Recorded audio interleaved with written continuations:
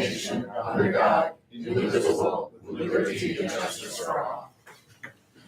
Okay, welcome everybody to our Jefferson County. Welcome everyone to our Jefferson County Local Development Corporation April 6th, 2023 meeting. The meeting's been called to order, and we'll do privilege of the floor. Then we have a presentation during privilege of the floor. So, is there any legitimate privilege of the floor? Not that it's illegitimate. Wow.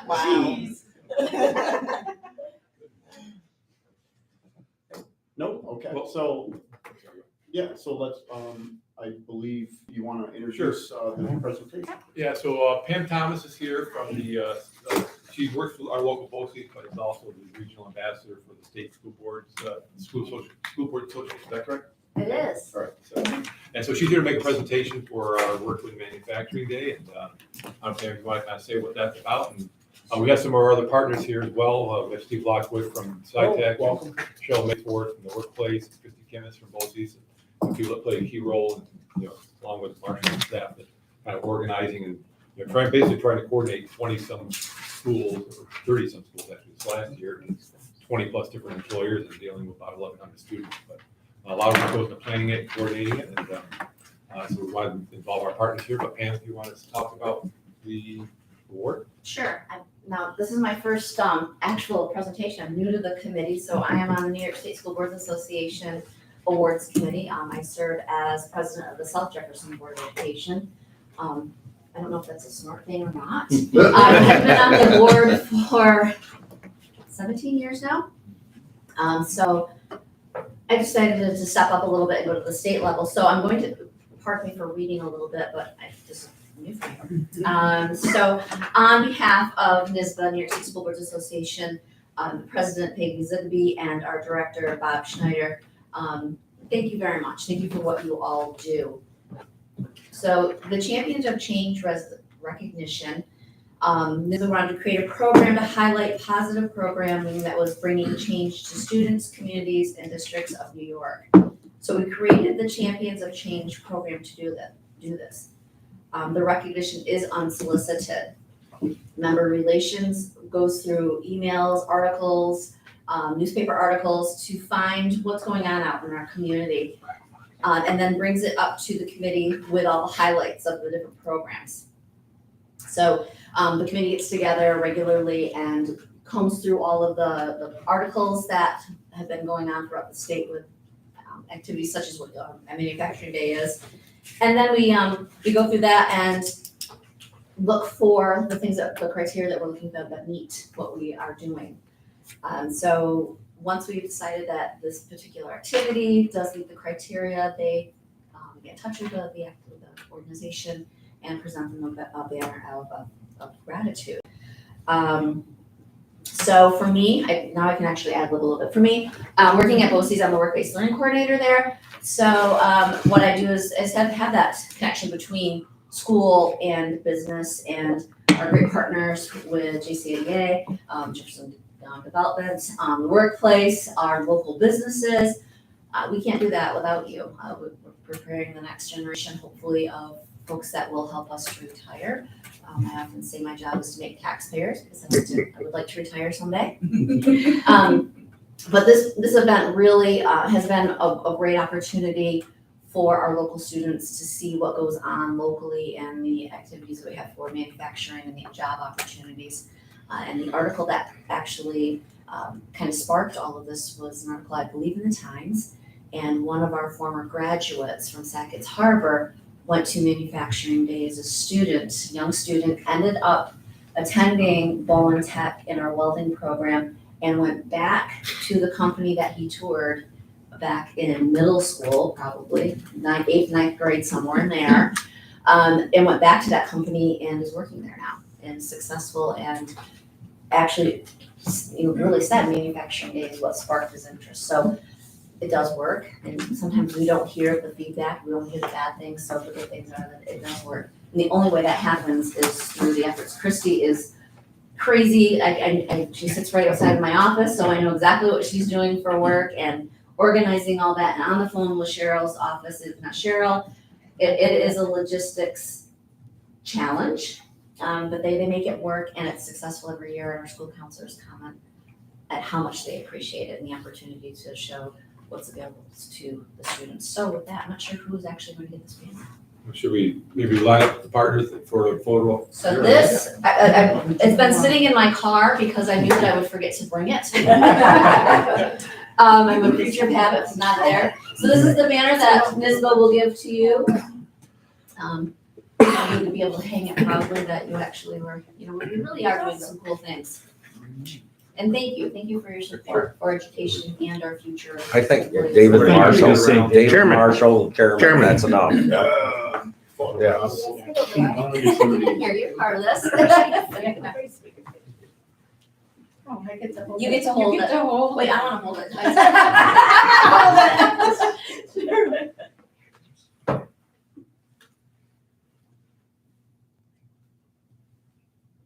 Don't anybody move yet. Keep that Keep that smile. Yeah, that smile. It's like I tell the kids, don't move. Did you get some, Jay? I'm live video. Oh. Geez. Everything everybody just said just went out to the whole world, so. So thank you so much. Thank you.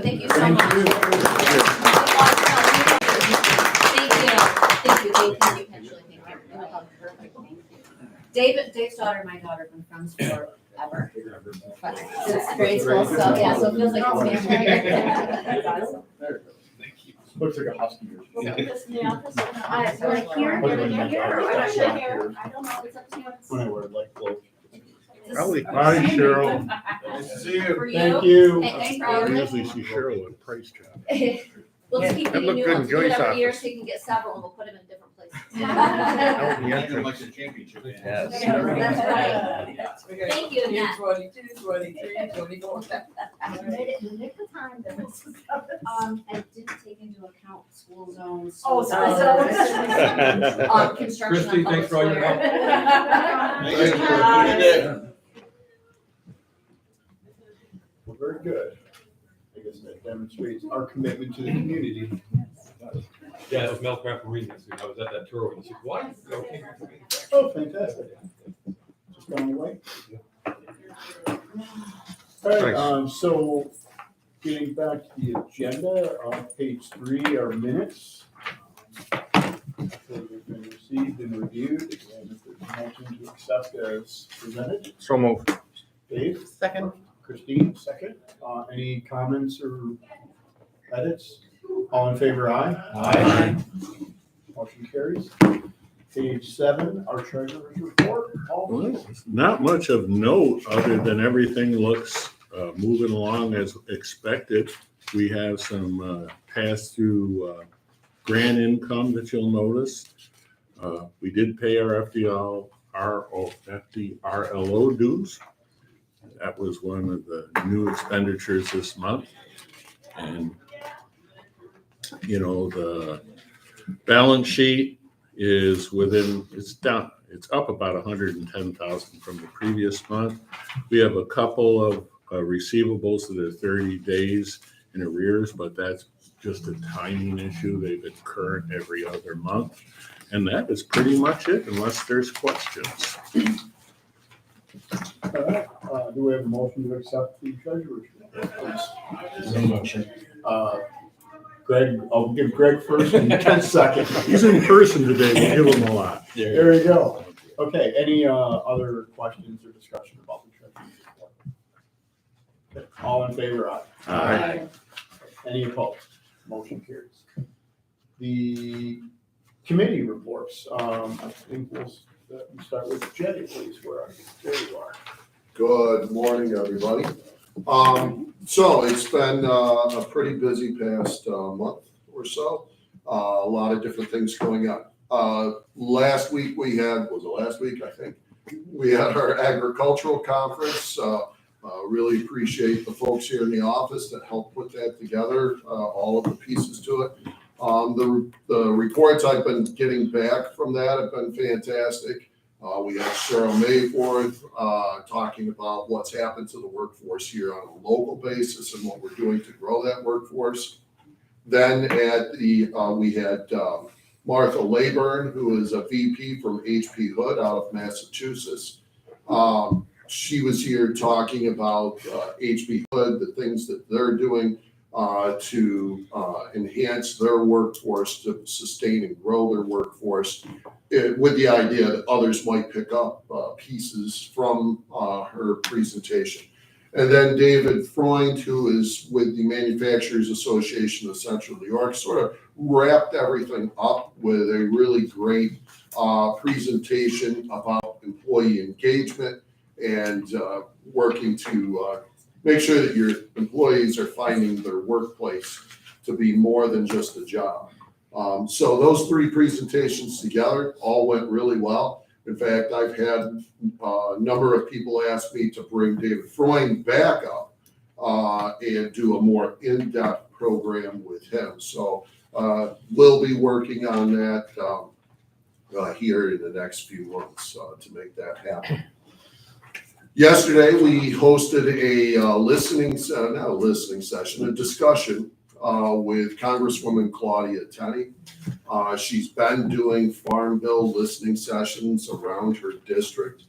And we talked to her office, and instead of doing the formal hearing, we had more of a facilitated discussion, which based on my experience of attending one of the Farm Bill sessions, our event was much better. But it did go really well. We had, I think, 25 farmers.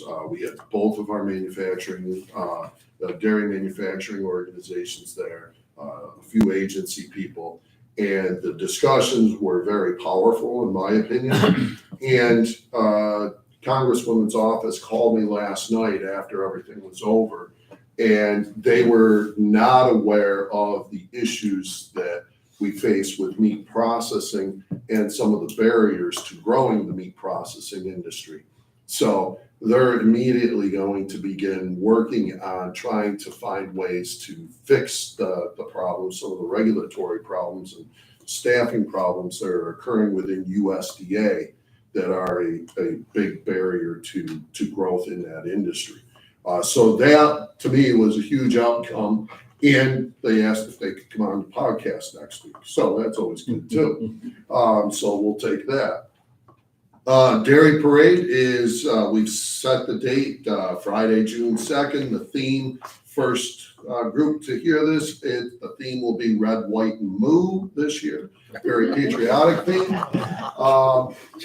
One of the things, and I don't know how popular or unpopular it will be, for the past, ever since I took over managing the parade, I've always had an equestrian color guard.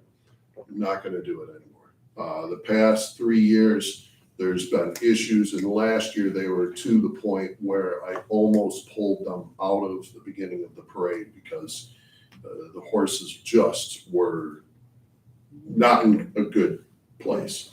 So I'm not going to have an equestrian color guard this next year. We'll get a scout group or somebody to lead the parade for safety reasons. Might have heard about a farm lawsuit. I can't comment too much about it other than to say I'm in communications with the statewide crisis management team that helps address these issues when they arise. I'm also in contact with the farm on this issue, and we're trying to help the farm manage through all of the press and everything that's going on. So that's about all I can say. Unless you have any particular questions, I will do my best to answer those, but I have to be careful because it's a lawsuit. Was it in the media, Jay? Yes, it's been. I missed it. Could you send me a link to the media so I don't have to ask any questions? Yeah, the only thing I'd ask is don't repost. I don't think you would, but the one big thing that I do is try to get our other farms not to repost, because then they're promoting the story. Just one, is it a large farm?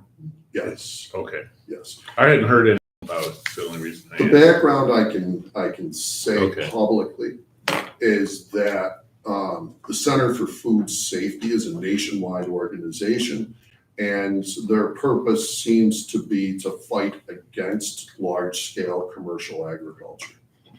And one of their attorneys, family member or somebody bought an island on the St. Lawrence River. You don't need to say more. So that's why this is popping up. So it's going to be a headache.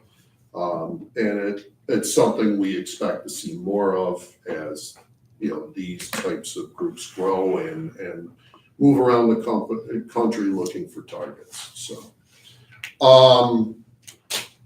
we're also, and thanks Paul for all your help on this, the towns that are going through revaluation, I guess is the proper term, are dealing with increased assessments. Ag value assessments come into play. Unfortunately, people don't understand those correctly, especially the non-ag landowners. This was a big topic of discussion at last night's Farm Bureau meeting. So I've been involved in trying to help farms and landowners understand ag value assessments. Paul's been involved. So it's an ongoing issue. People's assessments are going up significantly, and they're trying to figure out how to deal with it. It's a real problem. So we're working on that. Food resiliency grants, we still have a few of our recipients from last year that haven't started their projects, so I'm working on getting them to start. A lot of them have wrapped up the projects they had from last year, and we're waiting for the funds to come in for the next round. I'm getting phone calls from people that have heard bits and pieces that there might be a next round, and they're very excited to potentially apply. So we're looking forward to that. Our dairy manufacturing initiative, where we've been trying to attract in, dairy processing companies. The one company in particular that we have targeted, and it's very public now, it's Fairlife. We continue to try and attract them. It's been a very difficult task. Pennsylvania is aggressively reaching out to that company to get them to locate in Pennsylvania. We thought they were looking at central and northern New York. I'm not sure that is true anymore. They are looking at western New York. I am doing everything I can to encourage that to come back to northern New York, but it's not easy. There's a lot of barriers within our own state to bringing those types of projects north of Syracuse. Is that fluid milk? Fluid milk, yeah. We would love a fluid milk plant. So Western New York, wasn't there with John's out there, aren't they pretty much eating up the available milk? Well, yes and no. Yes, that's going to be a massive Great Lakes cheese plant, and it will eat up a lot of the milk supply out there. But this year we're expecting to see a surplus of milk on the market. Prices are dropping as we speak. So we could use another dairy plant here in northern New York. It would be very valuable to the industry to have another plant here. One of the things we commonly hear, one of the reasons why we don't get as much support for putting a dairy processing plant up here is they'll have to ship milk. No matter where it goes in New York State, there's going to be milk that gets shipped to it. And it's easier for them to ship milk in from Ohio and Pennsylvania to a plant in Western New York than it is necessarily for them to bring milk up to here. So that's the frustration of that. Ag Council, and I apologize, just a lot of little details today. Ag Council changes. We had the vegetable growers position has been vacant. Danny Baker from Cross Island Farms has expressed interest in serving in that position. I didn't have enough time to put her bio in front of you, so I'm not going to ask for approval for that today. I will invite her to our council meeting unofficially next week, and then next month I'll put her bio in front of you for your consideration. CWT Farms continues to make progress. We're working on helping them take advantage of some benefit programs that are out there for energy and so on. So we're working through that. Meat processing, as I said, Congressman Tenney is very interested in this. We're working with several of our meat processors, continuing to work with them. And then the podcast, the commissioner's office, the Ag Markets Commissioner's office called this week. They want to be on the podcast. And so all of a sudden, everybody wants to be on the podcast. So that's kind of cool. Any questions? Paul? We talked in the past about a shortage of vets. Is there still a problem with large animal vets in the North Country? There's a problem with vets, period. And large animal vets, absolutely. Our farms are beginning to do more and more of their own veterinary services. They have to. But it is still a problem. And then in general, I get a lot of complaints from the general public about the lack of veterinary services in the evening hours. If you have an animal that is in serious trouble, you are going to travel to Syracuse or Rochester at the closest that I'm aware of, unless you have some kind of very special relationship with one of the vets. Yeah, or somebody's traveling to Albany recently too. Yeah, it's a lot of people are complaining about, and I went through it. I had one of our family pets that suffered tremendously one night. I couldn't get him to a vet, and the next day we had to have him put down. It's just a miserable situation right now. CWT Farms, I noticed, I was at Casanova, I see they're under construction. Are they on schedule for their plan for having the facility up, or? I would say no. They're running behind. They ran into some electrical infrastructure issues with changes that they did in the project, the size of the project. It's caused them to have to reconfigure some of the transformers and such. So they're a little bit behind. That would be it for me. Any other questions for Jay? Ed and Bill Johnston were at the session yesterday, but the session they organized with Claudia Tenney was a very, very good discussion. I thought people would thank you. Yeah, and it's like if you think for Jay, things are quieting down. I mean, think about it. He's got a lawsuit, we got an environmental issue challenge. He's in the middle of it. Had the conference, annual conference, and Tenney's in town, and great session there.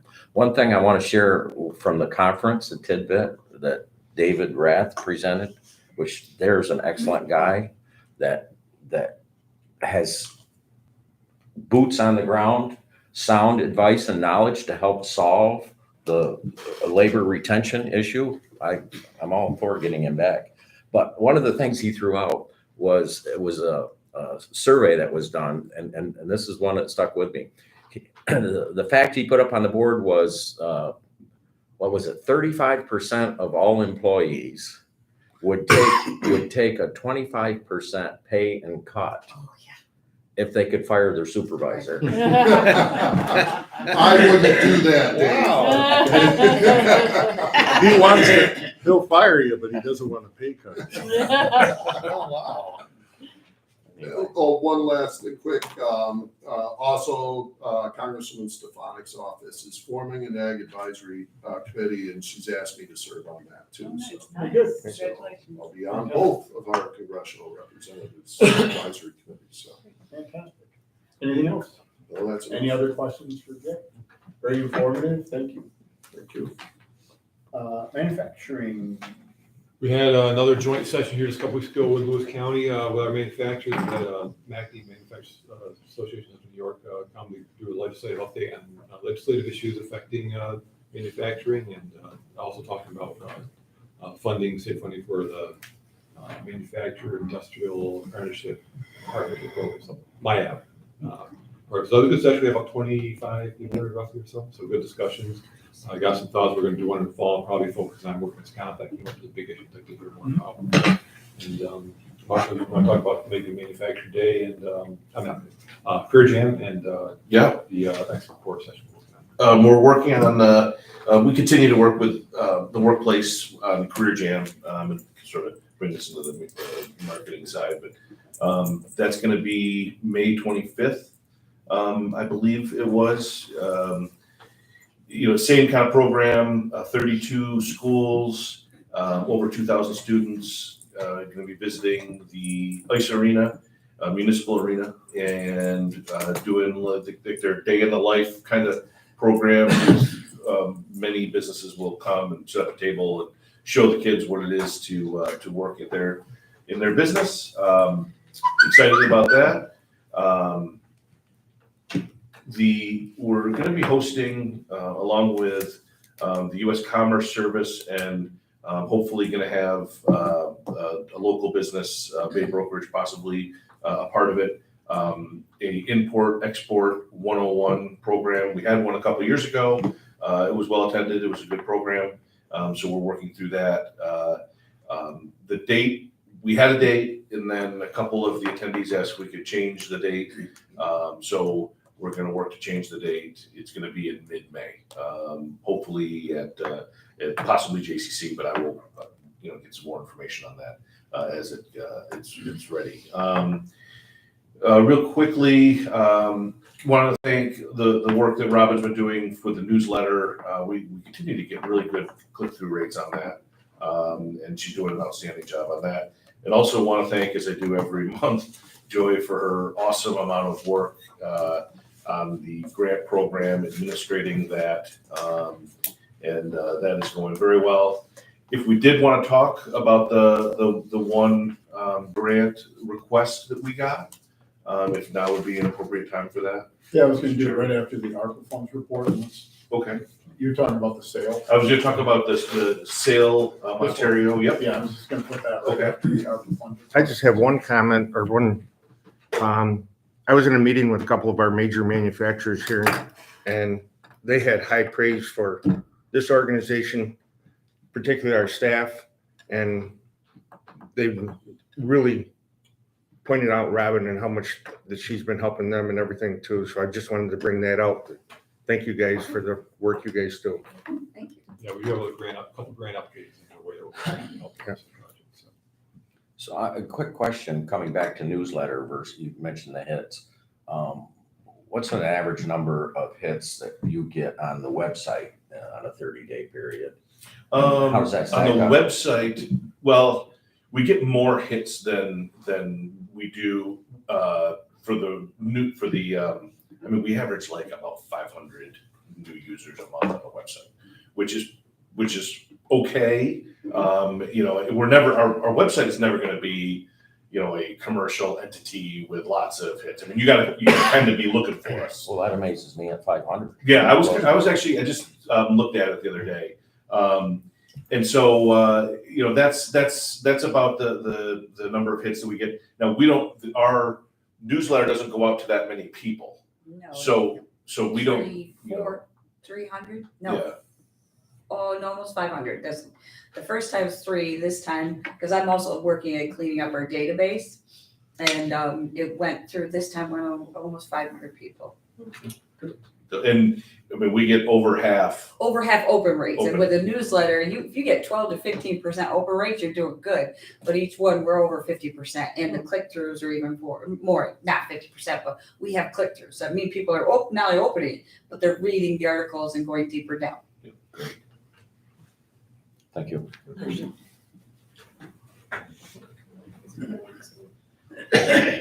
going to see the rest of my time. Thank you. And anything else on marketing? No. So we'll go to page 24, the ARPA report, which Marshall will kind of walk us through. Well, And we can talk about this additional grant. yes, the ARPA grant continues to go very smoothly.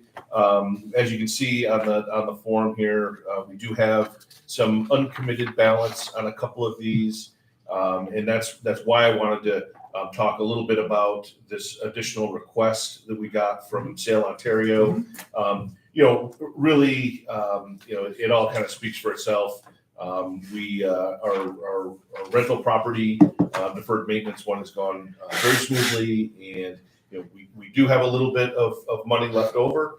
And as that fund grows a little bit more, because as we talked about before, people don't use the entirety of their allotted funds. We've had a lot of them use all of the money, and they end up making their project a little bit bigger. And so like if someone had a $12,000 or $12,500 project to get the maximum grant award, we cover what we're doing. But let's say that they're going to add some windows. Now that won't be a part of their grant award, but that might be a part of it. They've got the contractor there, and they keep going. So we have seen cases where it has spurred some additional spending, but we've also seen cases where they got a little bit better deal than they thought, and we were able to award less grant funds, and so we will find that number sort of grow. And I have a list, although it's very small. I think there's only 3 people right now. That as it comes down, we start to look at their projects. Is there a possibility, I mean, there's about 50,000 available, which most of it's in 2 funds. Yep. Will the advisory committee consider reallocating it? Like you might have some more applications in childcare that have $0 Yes. available.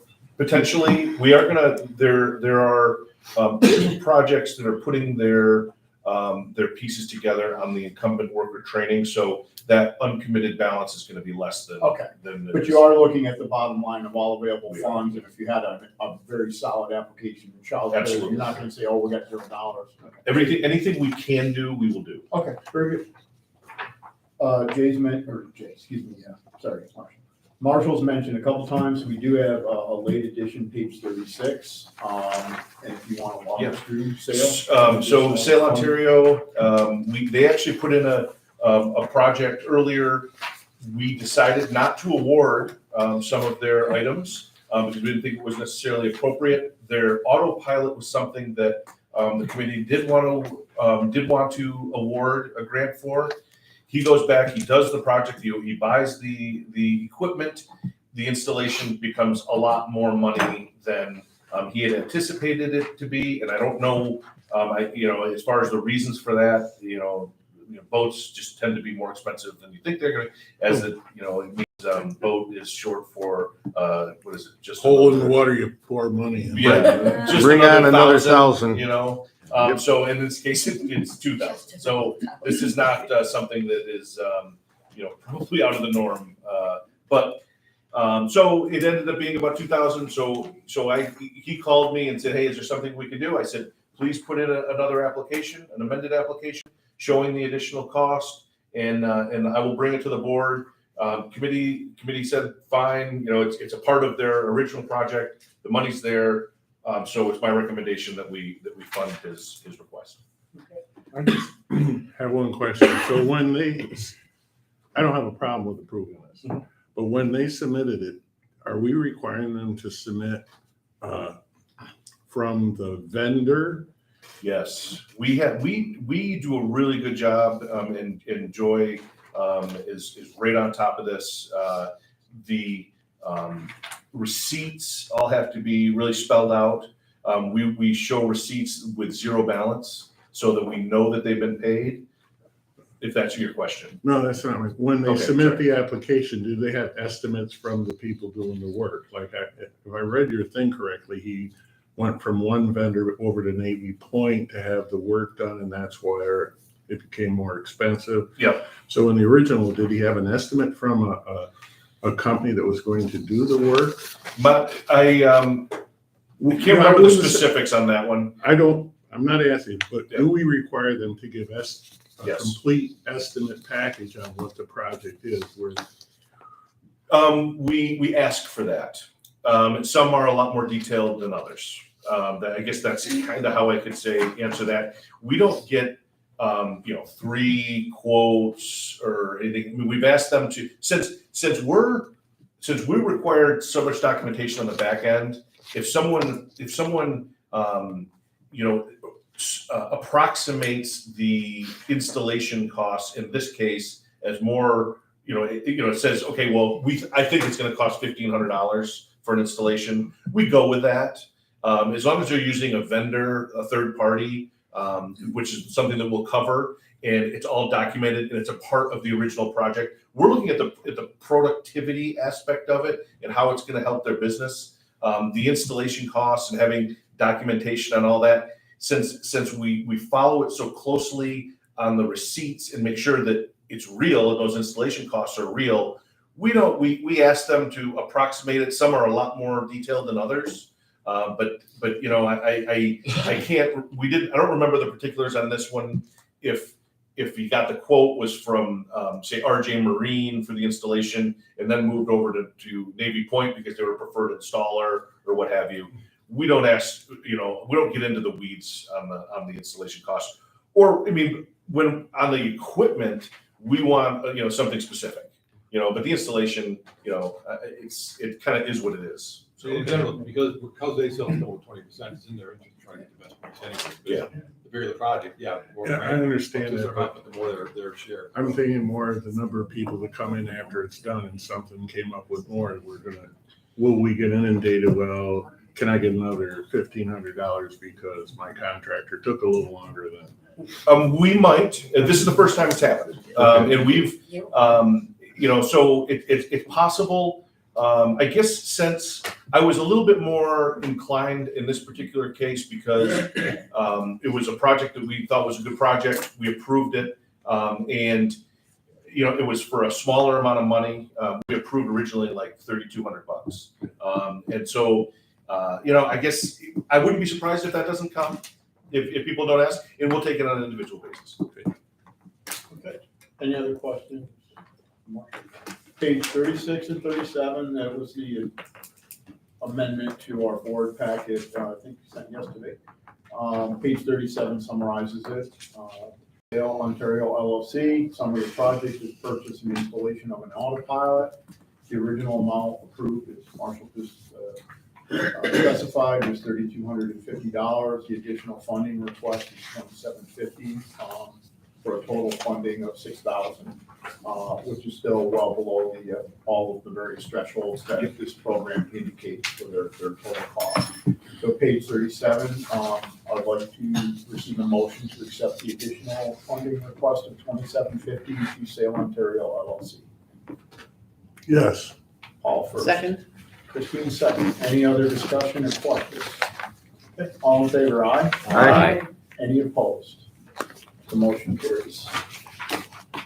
I'm a little curious for that technology. Does that allow the fishing boat It's a sail. This to is stay in a it's a sailboat. stationary place? No, it's a sailboat. But fishing boats can do that as well. Yeah, this will It's sail. sort of like throttles there. You say your son has it? So they can fish off nobody My needs to son get that. has one that has electric motor on the front tied to GPS, and you hit it and it'll keep you within X number of feet of that Oh, yeah. location. And there's not a fish in the lake that's worth what that costs.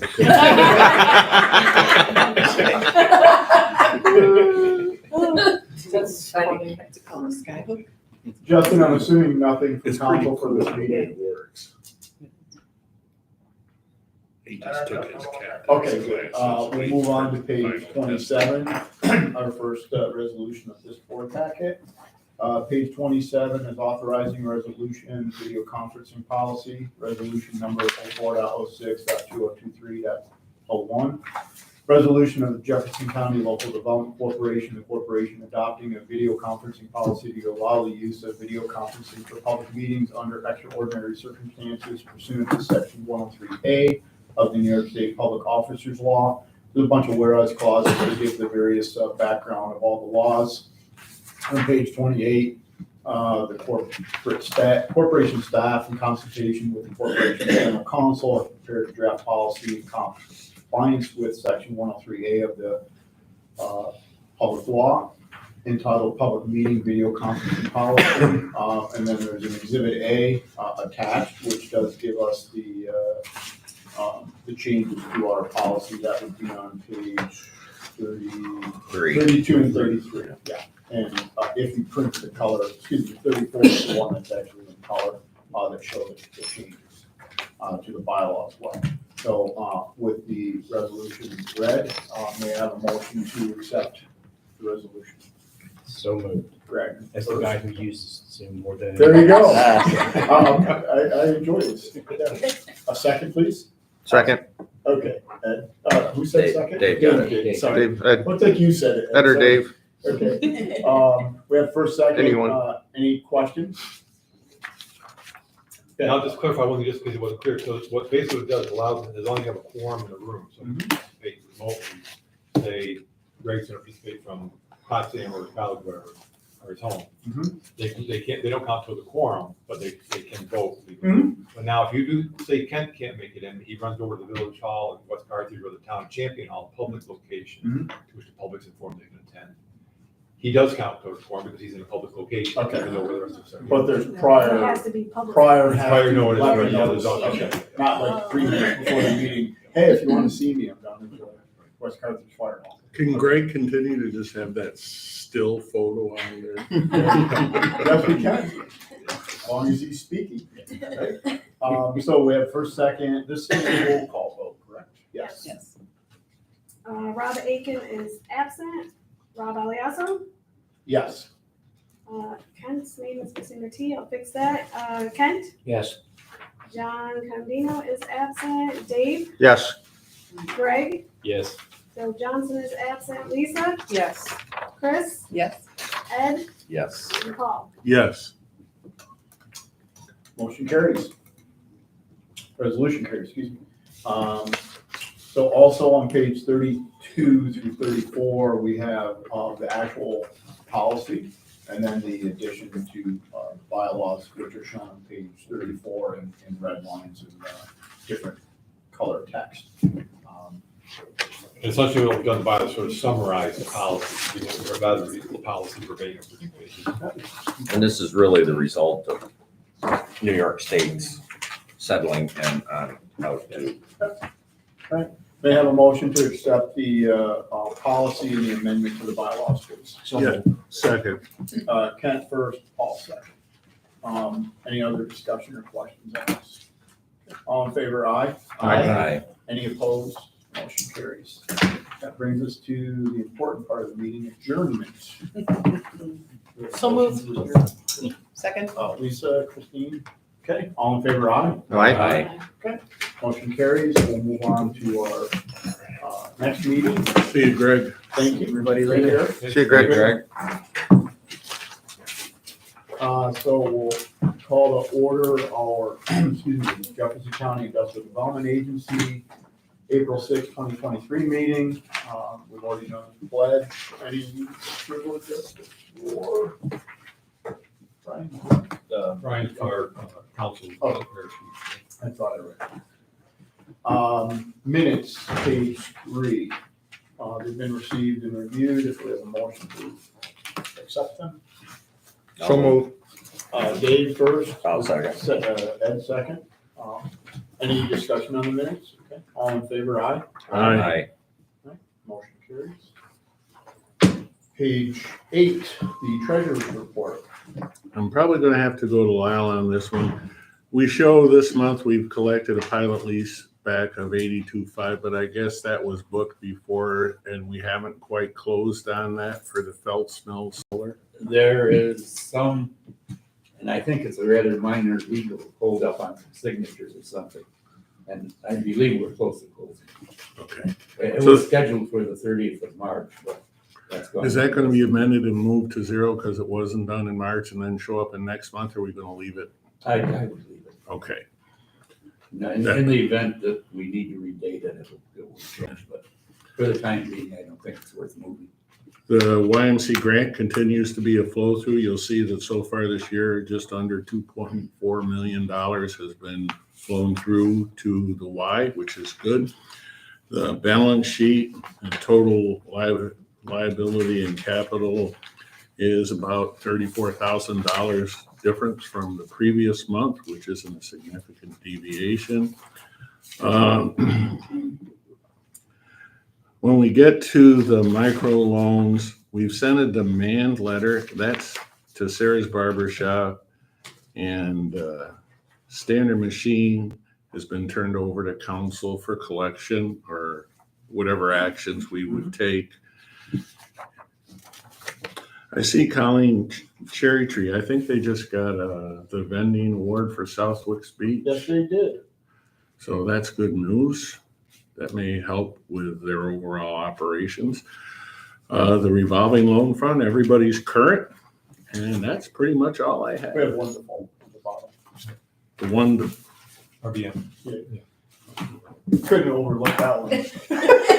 I guess that's one of those ones that's just burns and. You read right through it. You want to go into executive now? Yeah, does anyone from the board wish to go to executive session to get update on some of our legal pending actions on either of these loan funds?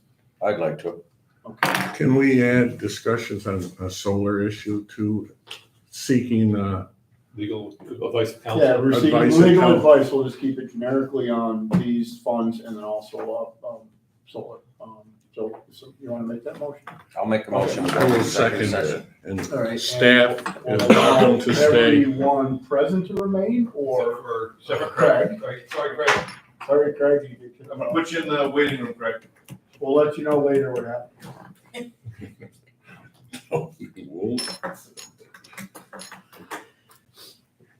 Right, so you want to start with running boards? I don't care. Yeah. All right, so Brian Roy, from one of Justin's colleagues from Harris Beach is on with us. He's basically drafted a command letter and advising on that, so. So you know, the letter went out, Calvin Neely did call, spoke with us, the time was offering $40,000 to settle. In the meantime, Brian had some follow-up questions, so I sent Calvin's question about what he's doing with the business. Is he claiming bankruptcy, dissolving the business? Calvin actually called me rather than reply by email to say, you know, he's gonna be dissolving it when all is settled. But said I'm seeing if I can come up with some more money. I'm not sure what that might be. You know, I have any 401k left, no retirement fund, that kind of business, et cetera. So maybe start out with Brian. Do you want to start with just Brian? Give us kind of Yeah, let's, what our if options Brian are, doesn't need to be present Yeah. anymore, you can move on. and then from there go with any questions you might have.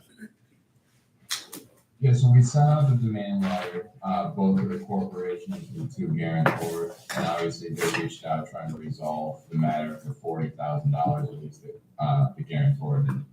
And we took a look into potential causes of action other than breach of contract that we may have in New York, as well as possible collection in Florida. The main asset that it looked like the guarantors had was the house that they sold back in December of 2022. Usually in that situation, if someone sold property and then left town, especially when they have a debt that is owed, we would try and pursue something under what's called the Voidable Transfer Act. It used to be called the Fraudulent Conveyance Act. As of 2020, it's now Voidable Transfers. I took a look at the sale information just online, and it looked like the house was sold on December 15th, 2022 for $925,000. And the still estimate of whatever the house is worth was ranging between $823,000 to $927,000. So the issue with that is, assuming that the individual was a good faith purchaser, meaning not necessarily an insider, on a voidable transfer, our options are that we can have that transfer basically voided, and that the deed go back to the guarantors, and we can try to execute judgment on the house that way. Or we basically get a judgment against the transferee and transferor for the amount that we're owed. So the $362 plus attorney's fees, etc. However, there's a complete defense under the Voidable Transfer Act to an individual who is a good faith purchaser who receives the property for fair, reasonable equivalent value is the term that they use. And given that the house sold for at or more than what it appears to be the fair market value of the house, it would be nearly impossible to get a judgment or that action voided as to the individual that actually purchased the house. That would just leave us with a judgment against the guarantors, which we could easily get via breach of contract for the loan against the business and the guarantors. We took a look at Florida, and the Florida homestead exemption is Florida judgments are very difficult to actually execute on. Florida is pretty much a safe haven for debtors. The main, the homestead exemption which is a complete defense against, you can't force an individual to sell their primary residence based on a judgment. There are cases that we saw where creditors have challenged whether or not the Florida individual intended the Florida house to be their primary residence. One case was out of Michigan that was helpful. It was a bankruptcy case. So the debtors filed for bankruptcy. They were trying to claim a homestead exemption in Florida. However, in that case, the debtor, similar to ours, admitted he moved to Florida to evade creditors, to evade a judgment because he was embarrassed about the judgment. But on top of that, he also acknowledged that he planned to move back to Michigan. His girlfriend, who he'd been dating for years, had no plans to move back to Michigan. The business he started in Florida only had a 6-month lease. He didn't move any personal possessions down to Florida with him when he moved to Florida. So there's a couple other things as well. Like his dad helped run the business in Michigan. His dad was unaware that his son was intending to stay in Florida for the remainder of his life, basically. So the court looked at all those factors and found that the homestead exemption would not apply because the individual debtor did not have an intention to stay in Florida and make his permanent residence. We know in this case, I believe the conversations that the IDA has had with Calvin, that he basically moved to Florida on advice of counsel to evade creditors. So that part we have, but we don't know any other factors that exist. For instance, did he move all his personal property? His wife apparently moved down with him. So it seems to me that he has a good shot at saying that he intended Florida to be his permanent residence. What we haven't found, and what we could probably reach out to a Florida council real quick to see, is if there's any length of time that you have to be in Florida before the homestead exemption kicks in. So for instance, 6 months. like 6 months or a year. Is it automatic once you move to Florida and then all you have to do is stay with, unless someone challenges it, that you intend to stay in Florida and make it a permanent residence? Or is there a gap, like a 6 month or a year gap where you have to be in Florida before you're entitled to that? We haven't been able to find that in that constitution. It appears to be automatic, but I would want to reach out to council in Florida to see if there is a requirement that they have to be there for a year. Obviously, it seems like he moved down relatively early, so if we were to obtain a judgment, we may be able to get it recorded and execute on that. It doesn't look like there is. The onus to prove that the debtor does not intend for that Florida home to be his homestead is on us. And that would be information and evidence that we would need ahead of time to prove. Once we get a judgment up here, we can transcribe it in Florida relatively easy. We get a local counsel, they file it in the county, they'll attach the property. We can try to execute on bank accounts, et cetera, to the extent they exist and that we know that information. But the main asset that we're aware of, the house, that appears to be pretty protected unless we can find that, again, there is a certain amount of time before that exemption kicks in. Can we put a lien against the house in the event that he sells it down there? So that part, I believe you can have a lien on property so that you file the judgment in the county in which the property is located. And that kind of acts as an automatic lien on any real property. Whether or not that lien is actually effective, if it's the homestead, is again something I would want to ask counsel, but it's not, the statute says it attaches to all real property. And then when you look on various other articles and things like that from collection attorneys in Florida, it says, well, the lien's not effective once you put it on, if it's on the homestead. So obviously someone can own real property that's not their homestead, so that makes sense from the statute point of view. Whether or not that lien actually attaches to the real property, if it's the homestead and is valid, is a question I have to ask the Florida attorney as well. There was a case where the individual, I think this is obviously in Florida, but I forget where the case came from in Florida, but the individual owned a home in Florida as his primary residence. He then bought a different house, moved out of that home, had a renter rent the previous primary residence, which was entitled to the homestead exemption, and then a creditor entered a judgment after the guy moved out into the county where that first house was located, and the court ruled they were able to execute judgment on that first house, because while he was entitled to the homestead exemption, at the time, he moved and the other house was not his primary residence since there was a renter living in. However, in that case, the judgment was entered after he had already moved.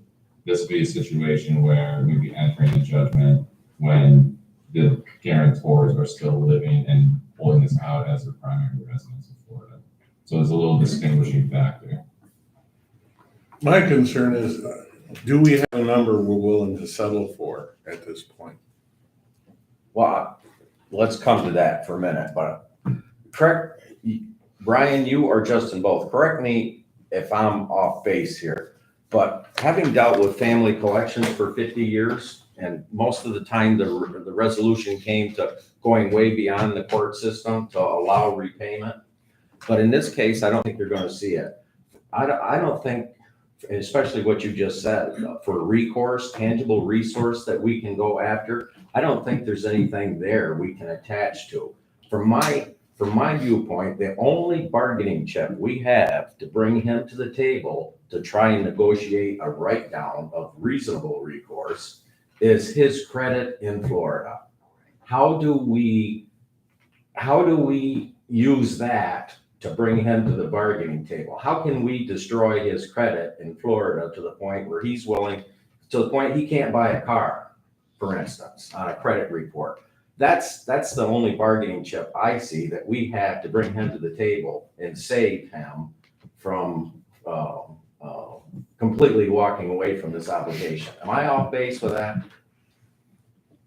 This is Justin. I don't think you're off base. I think that's a natural pursuit where we have the ability to impact, credit reports and D&D and everything in the world on the borrower, and then reach further into the guarantor on their personal level with Social Security, FICO, and otherwise. I think the other bit of leverage that we may have, and Ryan can sound off on this, is to simply say that we're going to chase this to the end of days, and it's going to be very expensive for him to continue to defend and deflect.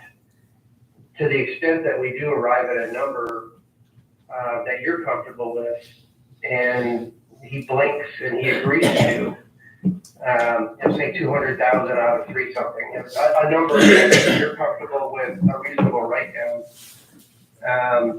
that would be coupled with confession of judgment and then a voluntary imposition of liens on Florida property. We're not trying to enforce a judgment and chase that tail. It's a voluntary lien on his properties down there that we can enforce. And whether that's, 100,000 up front and then 100,000 in a year, there may be a way to negotiate into enforceable liens in the Florida jurisdiction. Barring that, we are kind of facing a chase is what I'm hearing from Ryan. That's correct.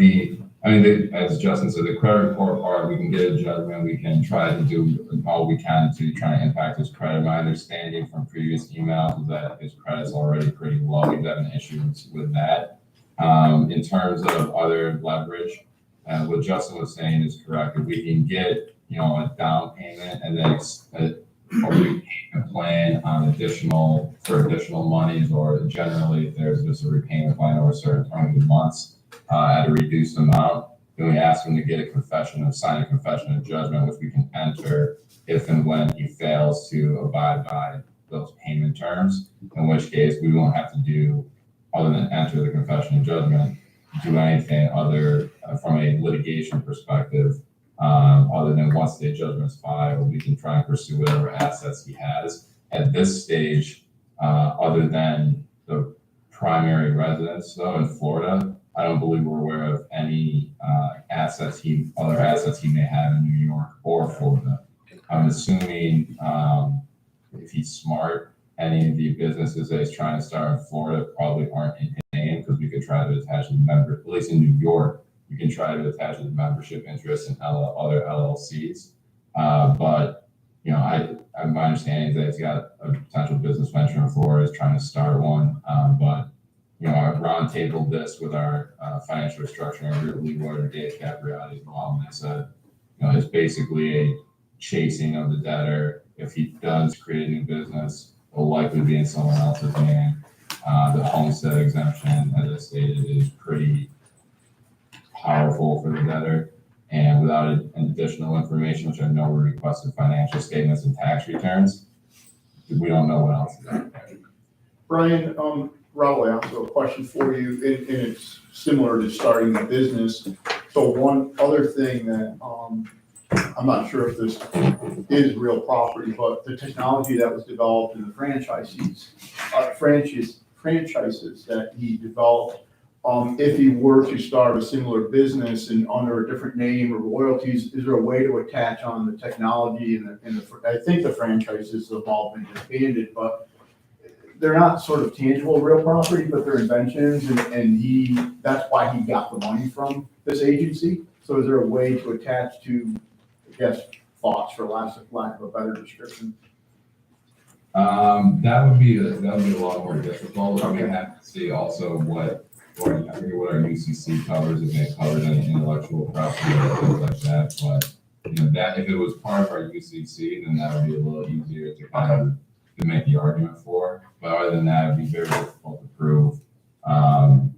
You know, that certain intellectual property ideas or inventions are part of the business that failed. So if in Florida, a new company that drove around trucks with billboards was called surfboards, not running boards, it wouldn't be similar enough to actually say, hey, you know, all you did was avoid creditors in New York and go start something in Florida? That would be, on the intellectual property side, that would be something I figured it was worth a try. Right, so I think we asked this before. I mean, the truck itself, which is what the market price, he sold to his partner, so that's not touchable, correct? I mean, that's, someone else now owns that. Yeah, I mean, we'd have to get the transaction document, and then that would have to be part of the voidable transfer, where say, you know, it was to an insider for not fair market value. We just don't have that information yet. That's all that'd be the burden on us to prove all that. The only way we get that is if you guys had it already, or through discovery, or in a lawsuit. I'm not really interested in going after innocent people that I have no problem with screwing the guy to the wall. My concern is if we settle for a number,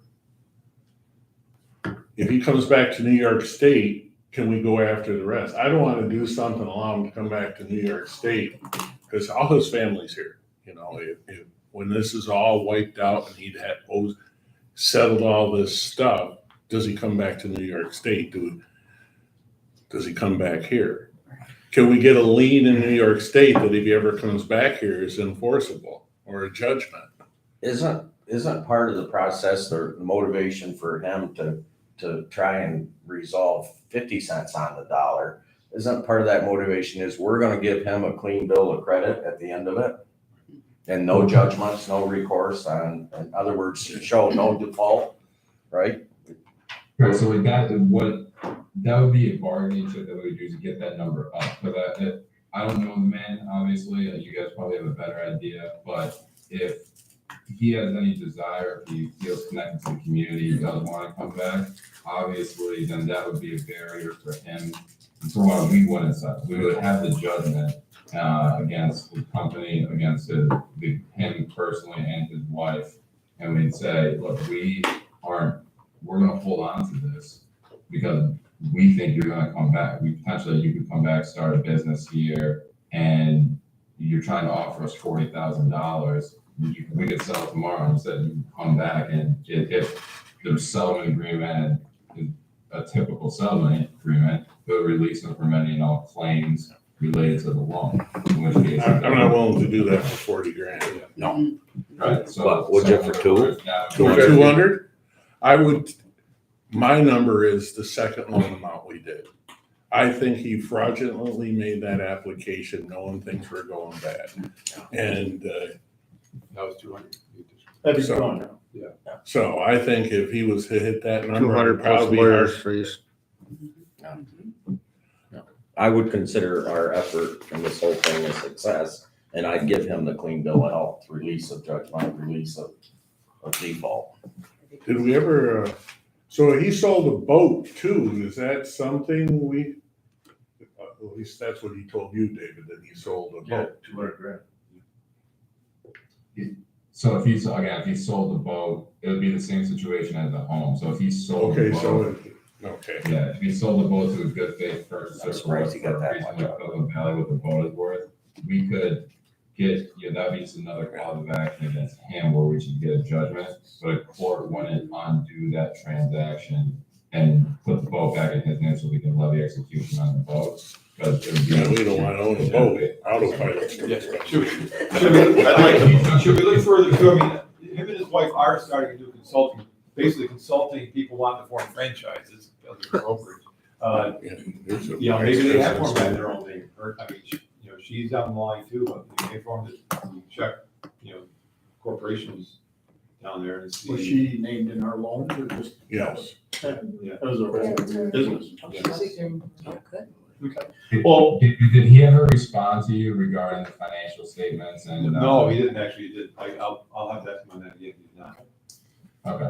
anything else? Because one of the things also is, you know, he's offering $40,000 on $362,000 debt, plus attorney's fees, et cetera. And he's telling us, oh, I don't have money, I don't have I put all my pension, 401k in the business. Like, okay, well, if you want us to take, in theory, an 89% haircut on the debt, you're gonna have to show me that you don't have assets.